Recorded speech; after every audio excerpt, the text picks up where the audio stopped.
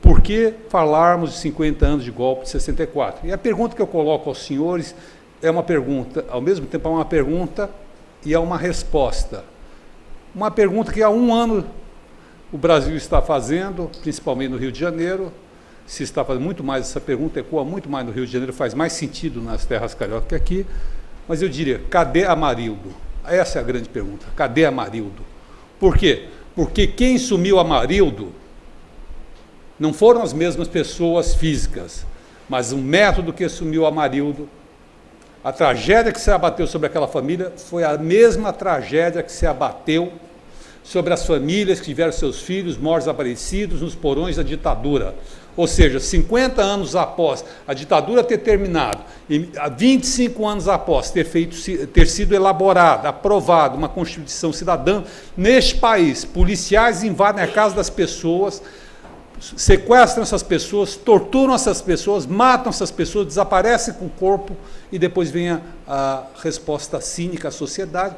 Ele fugiu, ele sumiu. E a gente leu isso em Rubens Paiva. Rubens Paiva foi a mesma coisa. Em 1970, reunido com sua família, um ex-deputado do Partido Trabalhista Brasileiro, também é preso frente à sua família, é torturado, seu corpo é sumido, ele é morto, seu corpo é enterrado, desaparecido. Até hoje sua família aguarda o retorno de Rubens Paiva.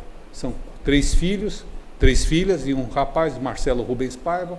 Talvez vocês o conheçam de literatura, ele fez um livro muito bonito, na minha época, ele regula mais ou menos com a minha idade, Feliz Ano Velho, onde ele sofre um acidente e ele relembra tudo isso, inclusive a morte e o desaparecimento e morte do pai. Mas como é que se deu esse processo de ditadura no Brasil? Foi, segundo a versão corrente de alguns, um grupo de militares que, vendo o comunismo chegar, salvar a pátria a pedido do povo, e lá permaneceram lutando contra a subversão e tiveram que tomar, que não era uma ditadura e sim um governo autoritário? Não, não é essa a resposta. Para nós entendermos o que foi a ditadura militar, nós temos que correr um pouco atrás do tempo. Nós temos que falar uma coisa um pouco mais antiga, entender o contexto que a ditadura se encerra, para falar sobre a institucionalização desta ditadura e entender a necessidade de relembrar. No final do século XVIII, na Europa acontece acontece na Europa a Revolução Industrial. Nasce o chamado capitalismo mercantilista.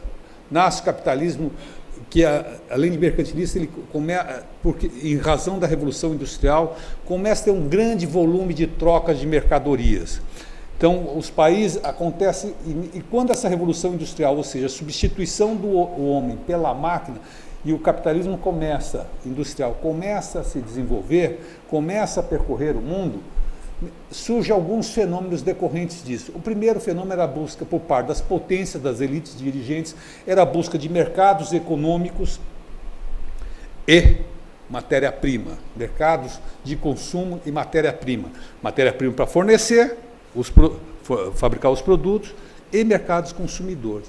E isso começa a percorrer, e então nós vemos a ocupação colonial da África no século XIX, nós vemos as tragédias que se abateram naquele continente durante o século XIX, que até hoje repercutem naqueles países, e, quanto aos trabalhadores, nós vemos um fenômeno muito concreto acontecer na órbita dos trabalhadores, qual seja, os trabalhadores são submetidos à condição terríveis econômicas. Crianças de 4 anos já trabalhavam nas fábricas no século XIX.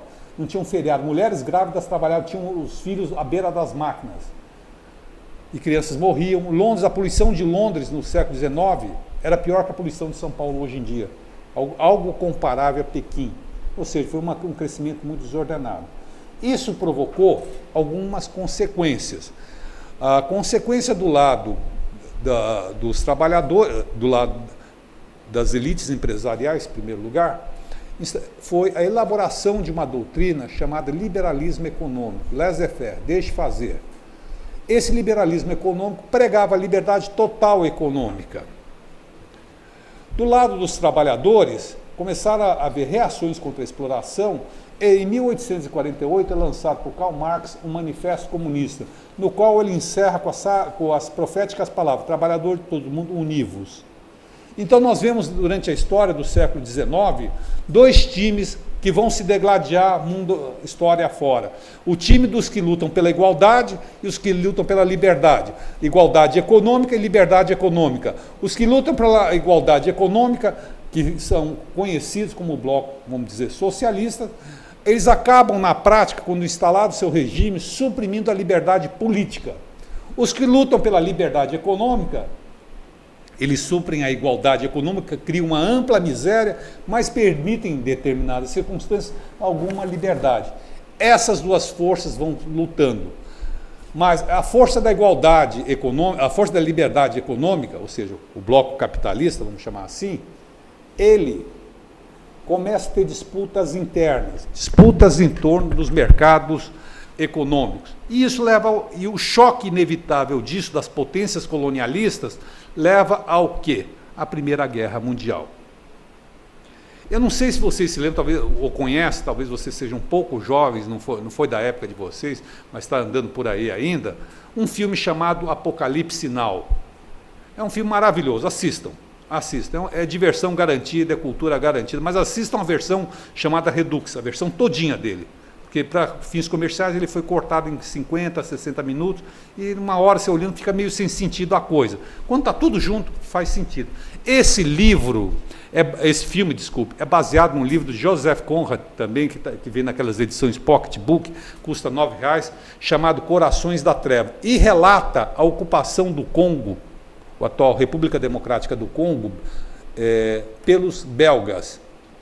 O rei Leopoldo II da Bélgica ocupou o Congo e determinava a extração de borracha. Aquelas pessoas, os africanos que não colhessem tantas borrachas, tinham suas mãos decepadas, orelhas decepadas, enfim. Isso pela Conrad. É muito bonito. É a história de um maneiro que vai contando essa história descendo o rio. Aí eles fazem um filme ao contrário, né? E o Coração das Trevas relata isso. Mas só que havia um fenômeno novo naquele momento, e esse é um fato concreto, havia um fenômeno chamado fotografia, era a mídia, e foram lá fotógrafos europeus, fotografaram, publicaram jornais, aquilo provocou um grande escândalo. Essas eram as condições daquela população africana. Essas condições, essa disputa intercolonial acabou levando ao quê? A Primeira Guerra Mundial. Então, em 1914, estoura a Primeira Guerra Mundial. A beligerância está instalada. Em 1917, em outubro de 1917, o regime czarista russo, não mais podendo, não mais conseguindo ir em frente, esse regime ele acaba sendo derrubado em São Petersburgo. Inicia-se em São Petersburgo a Revolução Russa de 17, em novembro de 17, e instala naquele regime o regime socialista. Isso dá uma reviravolta completa na guerra, e os alemães são derrotados na Primeira Guerra Mundial. E há o Tratado de Versalhes. Aí nós temos, de um lado, um ator muito importante chamado Rússia Soviética. Guardem isso para a gente chegar ali na frente um pouquinho. Do lado das potências derrotadas, há um cidadão que é um pintor frustrado, que foi espancado severamente por seu pai, ignorado por seu pai, cuja mãe muito cedo, ele tinha paixão pela mãe, a mãe muito cedo morre. Esse sujeito viu muita morte nas trincheiras e se acostumou com essas mortes. Era um mensageiro, ele andava de bicicleta, entregava carta de um lado a outro, não teve um papel heróico. Voltado da Primeira Guerra Mundial, ele contratado pelo serviço secreto alemão, ele passa a proferir palestras e descobre-se que ele é um grande orador, um sujeito extraordinário com capacidade retórica. E ele vai começar a ensaiar, e é curioso que ele ensaia seus movimentos ouvindo cantores de ópera. Então ele faz um mise-en-scène, né? Esse cidadão, ele não é fundador, mais tarde é capturado por um partido NASDAP e ele dá o começo ao que se chamou Partido Nazista Nacional Socialista. É Adolf Hitler a quem eu me refiro. Constrói uma máquina de propaganda no partido e, em 1913, 1933, ele sobe ao poder. Sobe ao poder já determinado a fazer sua missão, entre outras, destruir o socialismo, destruir as forças socialistas, exterminar as pessoas mais baixas, que eram, em primeiro lugar, não por essa ordem, mas seu inimigo mais visível eram os judeus, os homossexuais, os povos eslavos, os povos africanos, os povos latinos, nós, enfim, todos aqueles que não fossem alemães puros arianos. E aí começa a Segunda Guerra Mundial, com a invasão da Polônia. Com a invasão da Polônia, as forças beligerantes, as mesmas forças que disputaram a Primeira Guerra de um lado, encontram-se no mesmo lado na Segunda Guerra Mundial. E as mesmas forças que lutaram contra essas forças antagônicas, a mesma coisa. Fim da Segunda Guerra Mundial, com a derrota do nazismo, a União Soviética já não era só um único país, mas era conformado da chamada... oh, meu Deus do céu. Agora escapou meu... Eu vou lembrar. Da Comunidade Socialista de Países. E Churchill profeticamente diz que descia uma cortina de ferro na União Soviética, na Europa, e estava instalada a Guerra Fria. Bom, é nesse contexto de Guerra Fria, ou seja, de um lado as forças socialistas, de outro lado as forças capitalistas, disputando a hegemonia do mundo, é que se desenrolou os fatos de 45 a 50, sendo que em janeiro de 1959, irrompe, 1º de janeiro de 1959, irrompe nas ruas de Havana a Revolução Cubana, liderada por barbudos, entre eles Fidel Castro. Isto assustou demais os Estados Unidos e todos os países aqui do continente latino-americano. Mas havia, desde já havia uma instituição no Brasil, e vamos agora chegar no Brasil para parar de falar de outros países, para entender do que nós estamos falando, mas a gente tem que contextualizar as coisas, uma instituição chamada IPES-IBAD. IPES-IBAD. O IPES-IBAD destinava-se a quê? Destinava-se a articular a sociedade civil e, principalmente, construir um ideário ideológico que suportaria, que daria fundamentação a um eventual golpe. Tinha um aspecto político de articulação e o aspecto de substrato ideológico. Eram as duas coisas ao mesmo tempo. Então temos que entender o golpe de 64 num contexto, não local, mas num contexto de Guerra Fria. Porque localmente havia uma agitação, sim, houve muita agitação nos quartéis, havia agitação nas ruas, mas não era uma agitação muito maior que a de hoje em dia. E o governo não propunha muito mais coisa do que propõem hoje em dia os governos atuais. Mas criou-se uma onda através da mídia, dos jornais, que havia um perigo vermelho iminente. E em 1º de abril, não é 31 de março, mas em 1º de abril, mas como é dia da mentira, eles recuaram para trás, dá-se um golpe no Brasil. Um presidente democraticamente eleito é deposto. Observando mais uma coisa que recentemente encontrou-se na Unicamp, está depositado, não na Unicamp, está depositado na Unicamp, alguém encomendou, não se sabe quem, uma pesquisa de popularidade do governo João Goulart. E para surpresa de todo mundo, essa é a grande surpresa, o governo João Goulart era um governo popular, ou seja, tinha altos índices de aprovação e seria reeleito naquele. Não havia segundo turno é uma invenção aqui da modernidade, ele seria reeleito naquele episódio. Então, vamos começar a desmontar a fraude. Primeira coisa, não havia ameaça comunista nenhuma. Tanto que não havia ameaça comunista nenhuma que não houve nenhuma reação ao golpe. Se houvesse ameaça, alguém teria pego em arma, alguém teria feito uma resistência. Não houve. Foi uma grande derrota que o setor popular sofreu. Segundo lugar, o governo João Goulart era um governo popular, era um governo que tinha popularidade. O que foi, então, em terceiro lugar, o golpe foi dado para evitar uma eventual avanço no setor democrático da sociedade brasileira e se encerra no contexto da Guerra Fria. É isso. Este é o golpe militar. Bom, dito isso, vamos passar para outro momento, vamos fazer um enfrentamento de outras questões que têm que ser enfrentadas nos 50 anos de golpe. Primeira questão,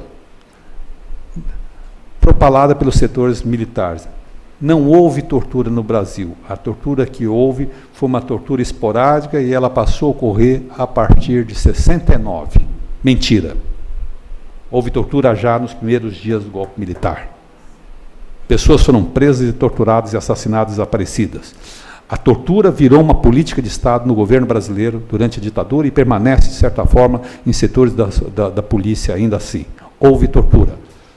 Eu, conversando recentemente com uma pessoa, e essa pessoa, perguntei a ela, essa pessoa é um advogado, não vou citar o nome, porque eu não estou autorizado, mas se ele é um fato conhecido, ele passou 10 anos preso. Aí eu falei, fulano, você passou 10 anos preso? Eu falei, não passei 10 anos preso. Passei 9 anos, 11 meses e 23 dias e algumas horas preso. E eu falei, mas você como é que você se envolveu na resistência ao regime militar? Que ele fez resistência armada. Ele falou, foi simples. No dia 19 de março de 1964, portanto, alguns dias antes, eu fui convocado e fui à chamada Marcha da Família com a Propriedade em São Paulo. Eu era um cara conservador. Eu saí de lá, eu sou nordestino, eu fui para Recife. Cheguei em Recife, teve o golpe. Eu vejo Gregório Bezerra, que é uma figura lendária naquela região de Pernambuco, aqui não mais, não tanto, mas só os mais velhos conhecem, o Homem de Ferro e Flor, ser arrastado pelas ruas de Recife por um jipe. Ele foi arrastado, amarrado numa árvore e posto e colocado à execração pública. E como ele, diversas pessoas foram presas e tudo mais. Então, a história que a tortura não existiu, ou se ela existiu não foi política de Estado, fica afastada com esse e com centenas de outros exemplos. Pessoas foram presas, torturadas, desaparecidas. Isso revela o caráter brutal do regime. E o regime tinha uma lista de pessoas que tinham que prender e foram prender. A polícia tinha. Bom, essa é a primeira coisa. Havia liberdade? Não, não havia liberdade. Ela, gradativamente, ela foi sendo sufocada. Através do quê? Através dos atos institucionais. Baixou uma lista. O ato institucional era uma espécie de decreto, uma ordem, e até um contrassenso você chamar o ato de institucional, porque se ele é institucional, ele tem que estar dentro de uma determinada conjuntura constitucional. Ele não era, ele rompe com a Constituição. Mas essas coisas que no Brasil tem aqui, que eu não consigo entender, mas que tem, enfim, coisas da brasilianidade. O ato institucional, o primeiro ato, o ato institucional número 1, ele deu conta de fazer uma lista de pessoas que perdiam os seus poderes políticos em função de participação política subversiva e também corrupção. Então, sai a primeira lista do AI-5. Foi convocada eleições para governador em 1966. O governo ia perder essas eleições. Sai o ato institucional número 2, que caça essas eleições. Sai o ato institucional número 3, também toma providências dessa natureza, e o ato institucional número 4. Aí nós estamos falando mais ou menos em dezembro de 68. É um ano muito tumultuado, é um ano muito radicalizado, aí baixa o pior dos atos políticos, que é o ato institucional número 5. Esse caçou completamente todas as liberdades democráticas eventualmente existentes no país. Proibiu o habeas corpus, ou seja, as pessoas eram presas e você não poderia entrar com uma medida judicial que vocês devem conhecer, nominada habeas corpus, para evitar a prisão ilegal. Então existia prisão para averiguação, você estava na rua, o policial olhava para você e falava assim, se você está preso, mas por que eu estou preso? Para averiguar. Isso. Então, naquele tempo, 68, 69, quem é mais velho vai ter boa lembrança disso, as pessoas gostavam de usar cabelos compridos. O homem usava cabelo comprido. Era um movimento hippie. A pessoa não era hippie, mas gostava. Eu, por exemplo, eu tinha um cabelo também grande. Assim, vocês imaginam eu o cabelo aqui, o Durso, que vocês devem conhecer pela minha foto, tinha um cabelão aqui, eu vi uma foto dele de bigode, outro de cabelão aqui. Então, era uma forma das pessoas se vestirem. Havia um delegado, chamado delegado Belô, de Cabo Frio, prendia pessoas que tinham cabelo comprido, raspavam a cabeça dela e prendiam, batiam nas pessoas. Essa era a realidade da ditadura. Era isso. Era isso, a ditadura era isso. Não tem conversa dita branda. Dita branda foi dita branda para quem aproveitou, para quem ganhou dinheiro. Para quem era trabalhador, estudante, população normal, não foi branda, não.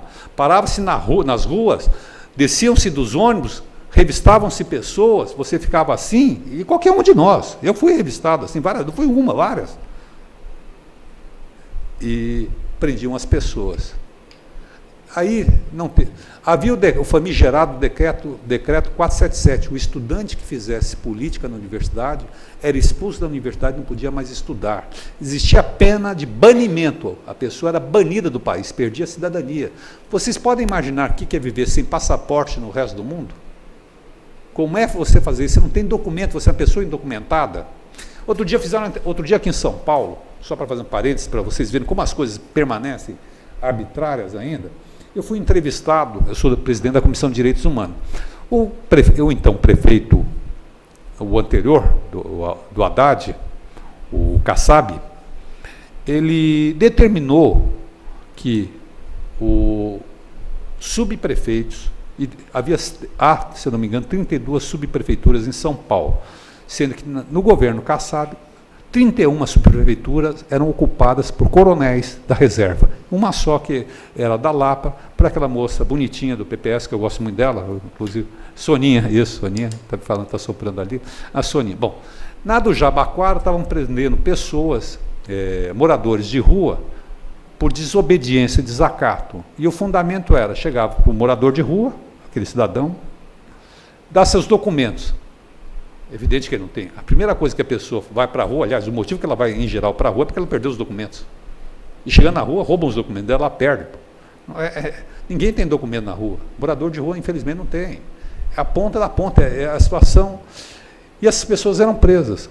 Então, transportando esse universo, que foi um absurdo, também preso para a abrigação, preso para isso, o requinte de maldade da ditadura, as pessoas, os opositores ao regime militar eram banidos, exilados, ou seja, não tinham documento, não podiam transitar, ficavam dependendo de documentação da ONU, de comprar documento falso.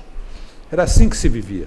E se instalou nesse país, aí nós entramos no chamado anos de chumbo, a luta armada. Grupos de esquerda consideravam que não havia outra alternativa ao regime a não ser pegar em arma para defender. E aí nós vamos discutir, do ponto de vista jurídico, se isso é terrorismo ou não é. Porque diz a ditadura que combateu os terroristas. Do ponto de vista do direito, e aí eu me refiro a São Tomás de Aquino, existe o chamado direito à resistência contra a tirania. São Tomás de Aquino, que é um filósofo da Igreja Católica, reconhece que os homens podem lutar contra os governos tiranos. Mas se a gente não for muito católico, não gostar, nós também podemos citar Thomas Hobbes. Thomas Hobbes, que escreveu aquela obra maravilhosa chamada Leviatã, ele diz que entre o homem e o governo, essa é a teoria dele, entre o homem e o governo se estabelece um contrato, não um contrato social, contrato, não de contrato social de Rousseau, mas o contrato, aonde o poder toma conta do cidadão, do administrado, e a ele deve ter obediência, é o Leviatã. Mas também ele pode se opor ao Leviatã em caso que sua vida tenha risco. Ou seja, até mesmo os doutrinadores mais extremados do antigo regime, nós estamos falando de 1534 aproximadamente, consideram a hipótese de resistência armada. A Carta da ONU de Direitos Humanos se refere ao direito de resistência. E aquelas pessoas consideravam que não havia possibilidade de participação política e foram à luta armada, e foram derrotados no campo militar. Evidentemente foram derrotados. Mas só que um governo institucionalmente, ao prender pessoas, outros opositores, a sua obrigação, nada mais, nada menos, é do que outorgar a proteção legal àqueles opositores. Então, prendendo aquela pessoa que se opõe ao regime, quer ser por atividade político-militar, quer ser por atividade política, a primeira coisa que você deve é a preservação desses indivíduos. E o que acontecia? Acontecia que 50 pessoas, só aqui no DOI-CODE da Rua Tutóia, ou mais, foram assassinadas mediante tortura, inclusive Vladimir Herzog. Acontece que eram torturados, espancados. E nesse país se tem um número oficial, no Memorial da Resistência, de 400 pessoas que estão mortas e desaparecidas, Mas esse número não é um número certo, não. Porque durante a ditadura militar, na ocupação da Amazônia, matou-se milhares e milhares de índios, desalojou-se, matou-se milhares e milhares de camponeses. Então, esse número, vocês podem colocar seguramente, sem nenhum constrangimento, que devem ter morrido vítimas da ditadura nesse país, 10 a 15 mil pessoas, se computar tudo isso.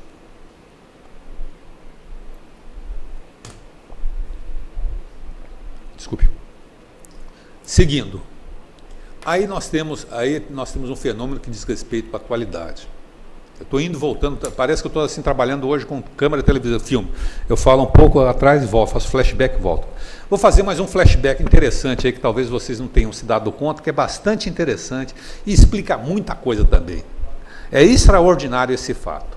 Em 1970, em 1958, nós ganhamos a Copa na Suécia, não foi isso? Quem foi? Quem conhece futebol aqui sabe. Você. Foi na Suécia. Quem foi o que levou a vitória? Não foi o Pelé?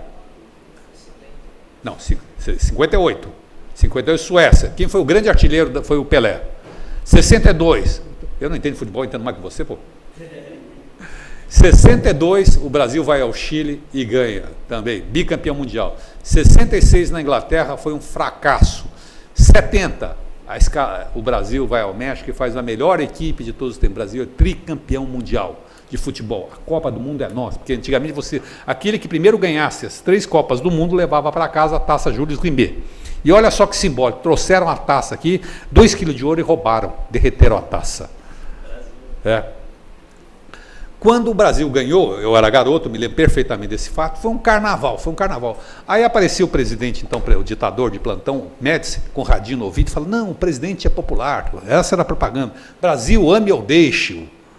Essa era o clima, deixe. Então, havia uma propaganda oficial que falava que o governo brasileiro gozava de imensa popularidade, era imbatível, e que só meia dúzia de pessoas que se opunham. Aí veio o teste, havia 2 partidos, que era a Arena, a Aliança Renovadora Nacional, e MDB, Movimento Democrático Brasileiro, que era a oposição consentida, que era oposição, mas não muito. 1970, qual é o resultado das eleições? Vai lá conferir. Sabe qual foi? Primeiro lugar, com 50%, votos brancos e nulos. Isso o governo escondeu. 32% dos votos, Arena, claro, era o único partido constituído, e 18%, 15% era o MDB. Em 1972, houve um fato importantíssimo. Foi a guinada, foi o começo da mudança de tudo. Tudo começou a mudar a partir daí. Em 1972, as eleições a presidente da República se davam pelo Congresso Nacional, ou seja, os partidos tinham seus deputados, e os deputados, evidentemente, votavam no seu candidato. Havia o candidato da situação, que era o general Geisel, 4 estrelas, da Escola de Realengo, e na oposição se apresentou um deputado do interior de São Paulo, chamado Ulisses Guimarães. E Ulisses Guimarães, deputado, ele então mais jovem, ele se diz anticandidato. Ele reconhece desde o início que ele iria para ser derrotado naquele plenário. E foi. Isso permitiu aos setores da oposição brasileira enxergarem qual seria a saída daquele impasse. Seria através da constituição de uma ampla frente democrática, reunindo democratas de última hora até os comunistas, que derrubariam o governo ditatorial. Em 74 houve eleições, desta eu já participei como militante, estreiei como militante. Em 74, o resultado das eleições foi uma lavada que a oposição deu, que nunca se viu tanto. Até um poste chamado Erastes Quercia foi eleito senador. Ninguém nem sabia que era o Quercia, foi. Carvalho Pinto, que era um senador da Arena, conhecido em São Paulo, foi amplamente derrotado. E isso começou a mudar, esse fato começou a mudar tudo. Aí nós temos eleições em 78, nova derrota da Arena, e nós começamos a caminhar. Aí começa a saída do regime. Começa a sair do regime. A primeira questão, a questão mais, e é disso que eu quero falar também com vocês, que hora nós estamos aí agora? 10h49. Tá. Eu quero, nesse período todo, milhares de pessoas, só para fazer uma interrupção, por isso que eu perguntei o horário, para saber se eu podia ir mais devagar. Houve um fato muito importante, que no sul do Pará instalou-se uma guerrilha chamada Guerrilha do Araguaia. Na verdade, destacamento de pessoas saídas da cidade começaram a ir para o campo e lá se instalaram. E a partir de 1972, 71, eclode a luta armada no campo, no Brasil, que foi a mais importante luta guerrilheira organizada do Brasil. E até 74, a população não sabia desse fato. E até 1974, aonde esses guerrilheiros também são dizimados, sofrem uma derrota no campo militar também. As pessoas gradativamente, a pressão começa a aumentar, as eleições de 74 apontam isso. Em 1975 morre o jornalista Vladimir Herzog. Vladimir Herzog morre aqui no DOI-CODE, após torturas. Ele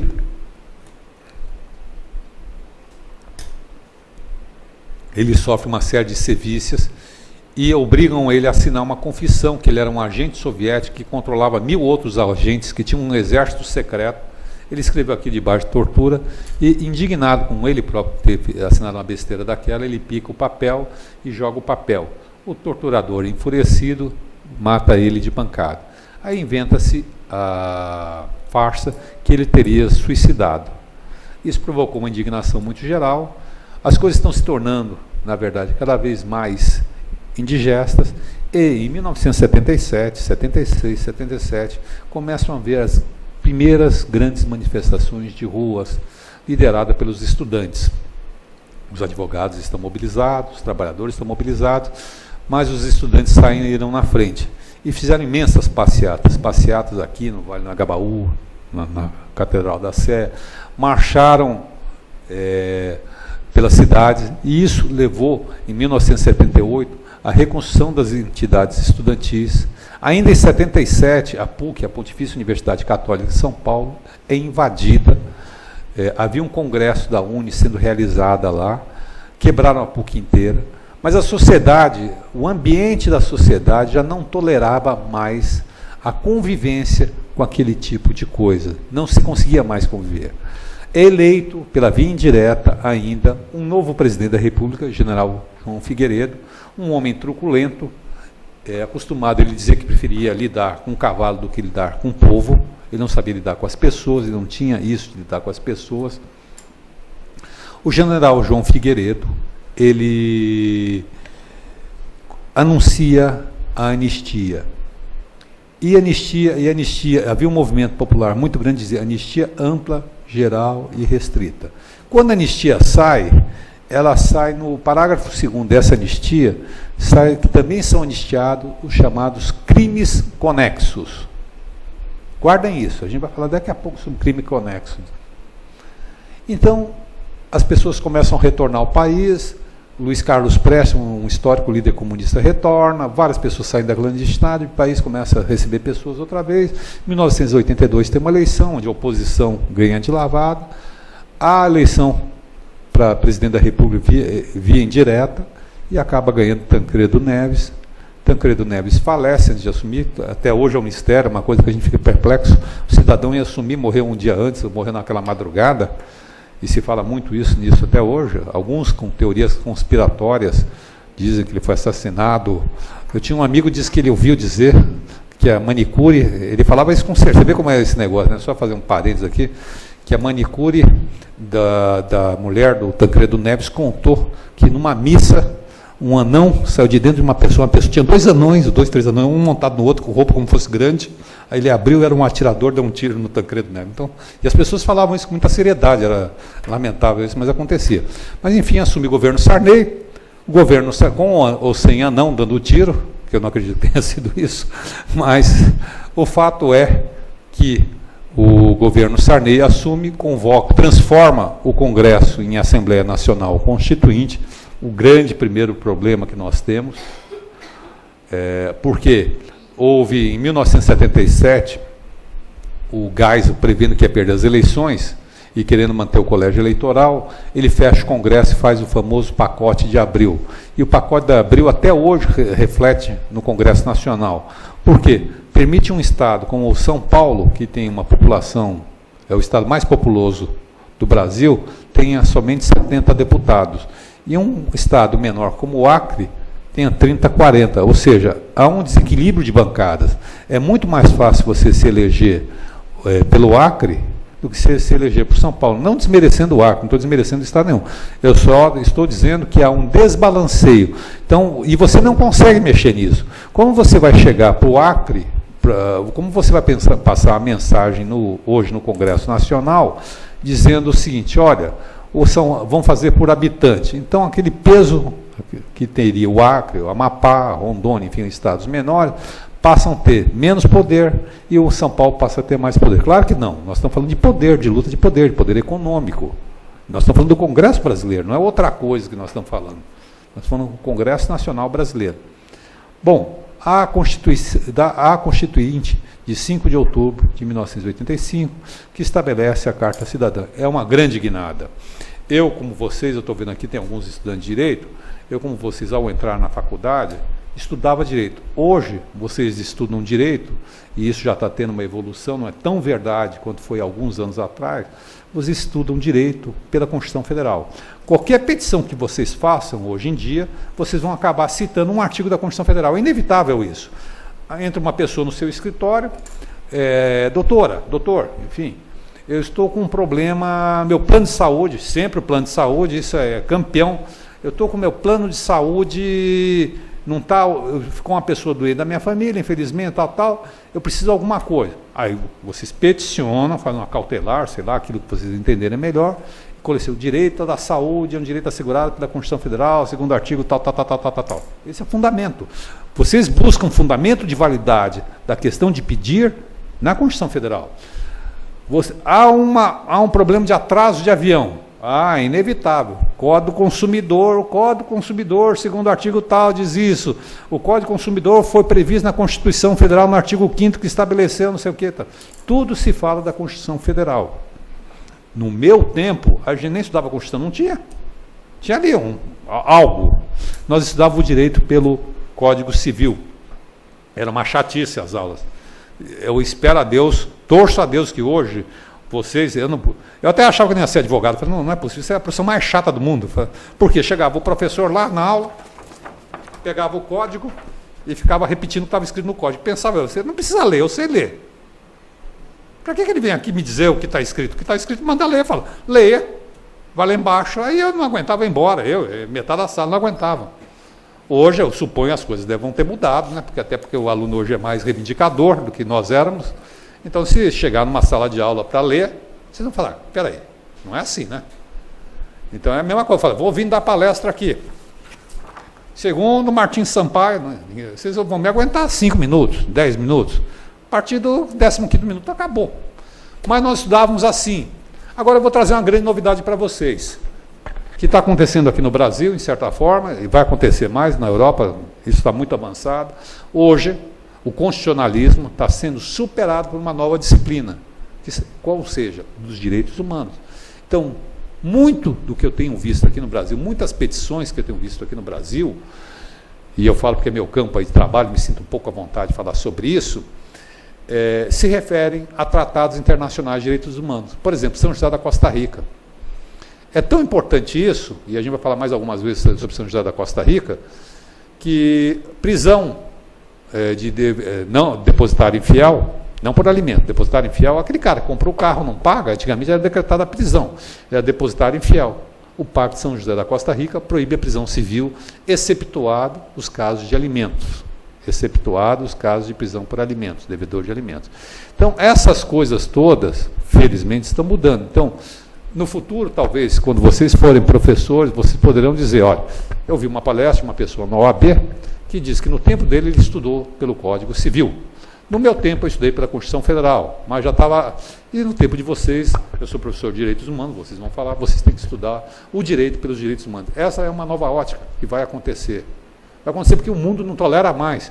Porque, como eu disse a vocês, voltando a um exemplo lá de trás, ficaram dois grupos políticos que até hoje se debatem no cenário mundial e no cenário nacional, os defensores da igualdade e os defensores da liberdade. Mas nós já vimos que na igualdade econômica faltou a liberdade política. E isso a gente não vive sem liberdade política. Não triunfou o regime da União Soviética porque faltava basicamente liberdade, as pessoas que também querem ser livres, as pessoas querem se movimentar, as pessoas querem ser felizes. Do lado da liberdade, do liberalismo econômico, houve liberdade econômica, mas as pessoas querem igualdade também.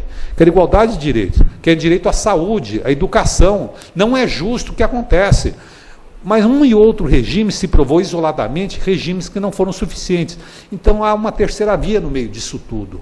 A terceira via é a disciplina de direitos humanos. Vamos pegar o que há de melhor na igualdade, vamos pegar o que há de melhor na liberdade, vamos pegar e construir uma democracia. E há experiências no mundo que já apontam nessa direção.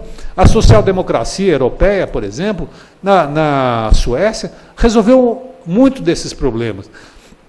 Algumas situações nos Estados Unidos, alguns lugares que também os Estados Unidos também tem um déficit muito grande de direitos humanos. Também se avançou muito na questão econômica, na liberdade e igualdade, algumas regiões. No Brasil, nós temos um enorme déficit de direitos humanos. Tanto nós temos um déficit tão grande de direitos humanos, fruto da ditadura, inclusive, que hoje, uns meninos, garotos, resolvem romper com a chamada geografia da exclusão. Qual seja, vocês só são permitidos circular nesse ambiente da cidade, periferia. E quando vocês vierem para a cidade, vocês vão circular de ônibus. E quando vocês forem circular de ônibus, vocês vão circular na entrada dos prédios. Você não vai entrar pela entrada social, você vai entrar pela entrada de serviço, porque você é pobre, preto e periférico. É esse o discurso? Esses garotos que não ouviram muito falar sobre isso, mas cujos pais ouviram falar, resolvem dar uma volta no shopping center. Mas são garotos. E eles são barulhentos. Já viu garoto, alguém aqui foi adolescente quieto? Tanto eu sou pai de duas crianças não, tem idade de vocês. Quando eles eram crianças, ficavam quietos, está doente, criança quieta doente, adolescente quer está doente, ou está aprontando alguma. Aí esses meninos vêm aqui, são barulhentos, eles querem namorar, querem beijar na boca, querem passear, não pode. É o horror, vira um caso de polícia. Aí chama a polícia militar para bater nos meninos. Por quê? Porque não se tolera isso. Mas os branquinhos bonitos ali da USP fazem todo ano isso. Fazem rolezinho lá no Shopping Eldorado. Levam os calores para nadar na fonte. E sobem na mesa, mas o shopping acha graça. Eles são brancos, eles são bonitos. É isso. O que é isso? Isso é herança da ditadura, meus amigos. É a intolerância que esse país há. Então nós precisamos construir essa terceira via.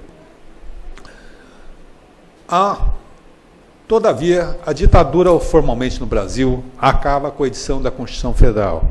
E uma sucessiva leva de 25 anos se passa, uma sucessiva leva de presidentes, primeiramente presidente Collor, e o povo brasileiro resolveu eleger assim, vamos eleger o presidente Collor, olhou todos, e o pensamento da população foi o seguinte, esse cara é desaforado, é jovem, ele vai dar um jeito nisso, é ele, os outros não. E elegeram o Collor. Aí elegeram o Collor, foi o que foi aquele governo, aí viraram e falaram assim, não, nós precisamos de uma pessoa que seja um intelectual, que resolva, que seja um professor, jovem, assim, a gente não quer mais, a gente quer um professor. Foi um professor chamado Fernando Henrique. Não resolveu? Aí falou, não, a gente tem que eleger uma pessoa igualzinha a nós. Vamos eleger um trabalhador. Elegeram. E esse trabalhador teve um conjunto de sorte, teve tanta sorte que conseguiu eleger sua sucessora, que agora está em maus lençóis. Claro, tudo muda, né? Tudo muda. Mas, olhando de hoje para lá, eu tenho muita dúvida se ela se reelege, porque as pessoas não estão tolerando mais as coisas do jeito que estão. E há duas dinâmicas que a gente tem que falar para encerrar nosso bate-papo dessa manhã. A primeira dinâmica é o seguinte, 25 anos se passaram, foi eleito um jovem que extinguiu o Serviço Nacional de Informação. Nós primeiro tivemos anistia, justiça de transição, estou falando. O primeiro passo da justiça de transição foi tomado com anistia. O segundo passo foi no governo Collor, quando ele encerra os serviços, abre alguns arquivos. O terceiro passo, abre alguns arquivos públicos de informação. O terceiro passo da justiça de transição foi no governo Fernando Henrique, quando ele reabilita pessoas da aposentadoria e indenizações pelo Estado. E o quarto passo da Justiça de Transição foi no governo da presidente Dilma, começou no governo do presidente Lula, que foi o estabelecimento da Comissão Nacional da Verdade, que está trazendo todos esses fatos para nós. A Comissão Nacional da Verdade, mas como surge a Comissão Nacional da Verdade? Vocês se lembram que eu falei, lá em 72, teve uma guerrilha no sul do Pará, que foi um foco guerrilheiro, contei essa história toda? Pois é. Em 1972, essas pessoas morreram. Em 1979, se entra com uma ação aqui no Brasil pedindo indenização e o paradeiro dessas pessoas. 30 anos, nada aconteceu. O Brasil, em 1994, aderiu à Corte Interamericana de Direitos Humanos e advogados, Justiça Global, organizações não governamentais, ingressaram com um processo na Corte Interamericana, e o processo Gomes-Lund, ou Guerrilha do Araguaia, e finalmente saiu a decisão, alguns anos depois, saiu a decisão, determinando várias coisas, entre elas o estabelecimento da Comissão Nacional da Verdade e, principalmente, a revogação da lei de anistia. Se lembra que eu falei aqui dos crimes conexos? Os crimes conexos seriam aqueles que anistiariam os torturadores, porque a anistia foi feita para anistiar crimes políticos. Tortura não é crime político. Tortura não é crime político, é crime conexo à tortura. É crime conexo, é crime, não tem relação com a tortura, é crime comum. Aliás, é crime contra a humanidade. Aí estabeleceu-se um conflito. Pela legislação, pela ordem interna brasileira, o crime de tortura, desaparecimento, homicídio, estaria prescrito, porque fazem mais de 30 anos que esses fatos ocorreram. Pela Corte Interamericana não está prescrito, porque todos os crimes contra a humanidade, tortura, desaparecimento forçado, são imprescritíveis. E nessa decisão que eu citei a vocês, do caso Gomes-Lund, fica estabelecido duas dinâmicas. Uma, fica estabelecido no voto, é bem claro, vocês podem ler, está escrito lá. É uma coisa bastante grande, mas lá no fundo está escrito. Primeiro, está escrito o seguinte, que a Constituição que o Brasil, ao aderir,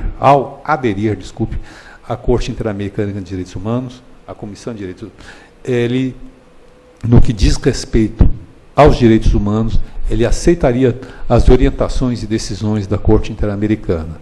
E, portanto, para a Corte Interamericana, os crimes de tortura, desaparecimento forçado, são crimes de lesa humanidade, estão imprescritíveis. E a decisão do STF não valeria, porque a OAB entrou com base a tudo isso, entrou com uma ação e falou que não valeria. Então há um conflito aí, que como vai se definir esse conflito, eu não sei dizer a vocês.